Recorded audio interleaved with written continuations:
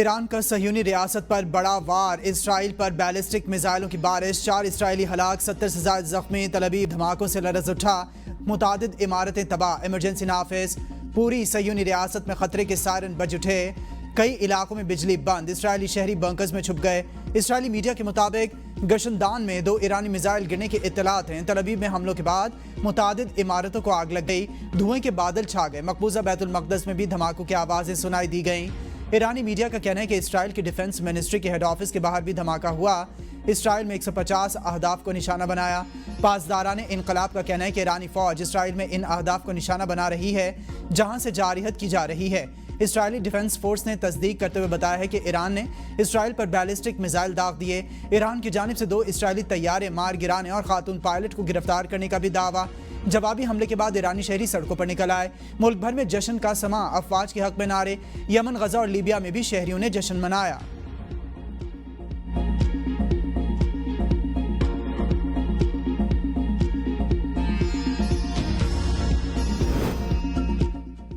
اسرائیلی فوج اور فضائیہ کے بھی ایران میں اہداف پر حملے جاری۔ بی بی سی کے مطابق ورداورد کے علاقے میں ایک ریڈار سائٹ کو نشانہ بنایا گیا۔ جنوبی ایران کے علاقے عبدنان سمیت بعض دیگر مقامات پر بھی ریڈار سائٹس کو نشانہ بنائے جانے کی اطلاعات ہیں۔ مشرقی تہران کے علاقے حکیمیہ اور تہران پارس میں بھی دھماکوں کی آوازیں سنائی دی گئیں۔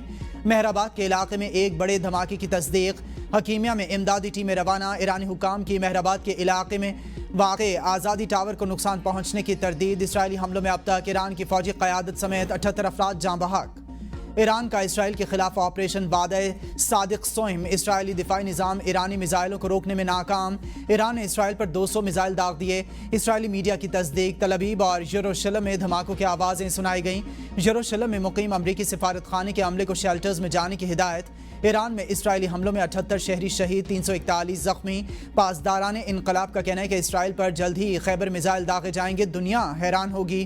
ایرانی فضائیہ نے مقبوضہ علاقوں میں بیلسٹک میزائل اور ڈرون سے حملے کیے ہیں۔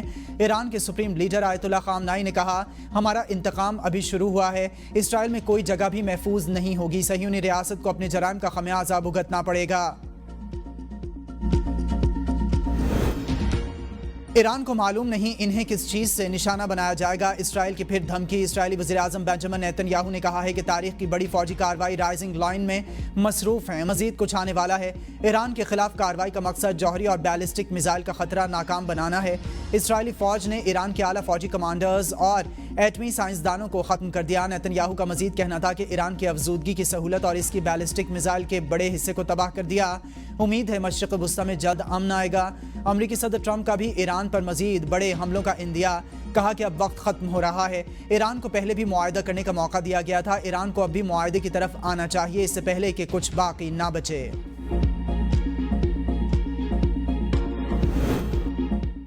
ایران اسرائیل جنگ، امریکی صدر کے عالمی رہنماؤں سے رابطے کشیدگی کم کرنے پر اتفاق۔ امریکی صدر ڈونلڈ ٹرمپ اور سعودی ولی عہد کے درمیان ٹیلی فونک رابطہ ہوا۔ امیر قطر نے بھی امریکی صدر سے رابطہ کیا، مشرق وسطیٰ میں جنگ رکوانے میں کردار ادا کرنے کا مطالبہ کیا۔ ڈونلڈ ٹرمپ نے جاپانی وزیر اعظم سے بھی رابطہ کیا۔ مشرق وسطیٰ کی صورتحال پر تبادلہ خیال کیا گیا۔ فلسطینی اور قطری وزیر اعظم نے بھی سعودی عرب کے وزیر خارجہ سے ٹیلی فونک رابطہ کیا۔ مشرق وسطیٰ کی بگڑتی صورتحال پر بات چیت کی گئی۔ روسی صدر پیوٹن کی ایران اور اسرائیل کو تنازعہ حل کرنے کے لیے ثالثی کی پیشکش۔ سیکریٹری جنرل اقوام متحدہ کی اسرائیلی حملے کی شدید مذمت۔ اینٹونیو گوتریس کی فریقین سے تحمل کا مظاہرہ کرنے کی اپیل۔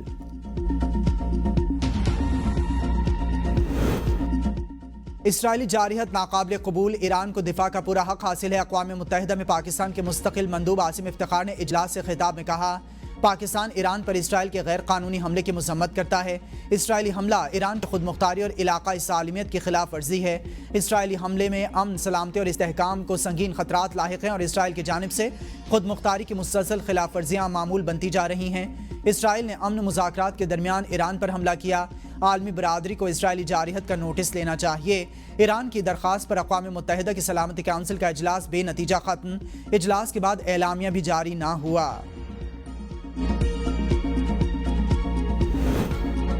ایران کو سنگین نتائج کی دھمکی، امریکی مندوب کا سلامتی کونسل میں سخت موقف۔ سلامتی کونسل کے اجلاس میں خطاب کرتے ہوئے امریکی مندوب نے کہا کہ اگر ایرانی حملوں سے امریکی فوجی اڈوں، تنصیبات یا شہریوں کو نقصان پہنچا تو سنگین نتائج بھگتنا ہوں گے۔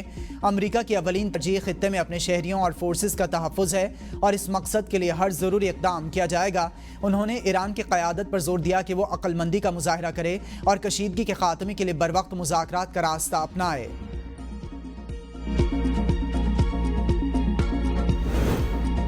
امریکہ کے سینیٹر برنی سینڈرز نے ایران پر اسرائیلی حملے کو غیر قانونی قرار دے دیا۔ کہا کہ امریکہ کو اسرائیل کی ایک اور جنگ میں گھسیٹتا نہیں دیکھ سکتا۔ ایران کے نیوکلیئر پروگرام پر مذاکرات اتوار کو طے تھے۔ نیتن یاہو نے حملہ کر دیا۔ نیتن یاہو نے جنگ بندی کے سب سے بڑے مذاکرات کار کو روک دیا اور مار دیا۔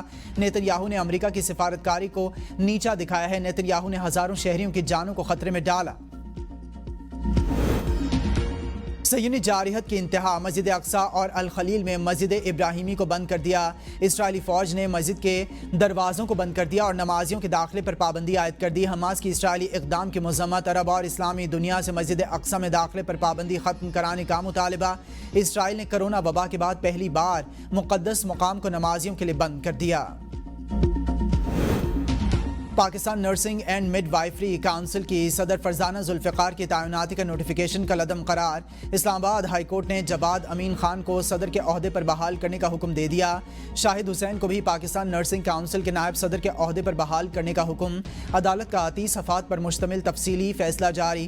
فیصلے میں کہا گیا ہے کہ ایک ہفتے کے اندر جواد امین خان کو صدر اور شاہد حسین کو نائب صدر کے عہدوں پر بحال کیا جائے۔ فریقین فیصلے پر عمل درآمد کر کے رپورٹ ایڈیشنل رجسٹرار جوڈیشل کے پاس جمع کرائیں۔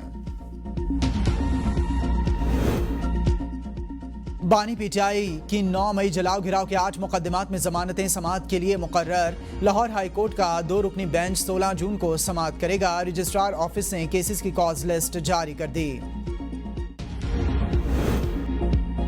چکوال میں سرکال قصر کے قریب ٹریلر تیز رفتاری کے باعث الٹ گیا، 3 افراد جاں بحق، لاشیں ڈسٹرکٹ ہیڈ کوارٹر ہسپتال منتقل۔ قصور ججل راجباہ میں 40 فٹ چوڑا شگاف پڑ گیا، سینکڑوں ایکڑ رقبہ زیر آب، مکئی، دھان سمیت متعدد فصلیں زیر آب آ گئیں، کسانوں کو لاکھوں روپے کا نقصان۔ پانی تیزی سے نزدیکی آبادی سریسر گاؤں کی طرف بڑھنے لگا۔ مقامی آبادی نے محکمہ انہار کو متعدد بار اطلاع دی، تاحال شگاف بند نہ کیا جا سکا۔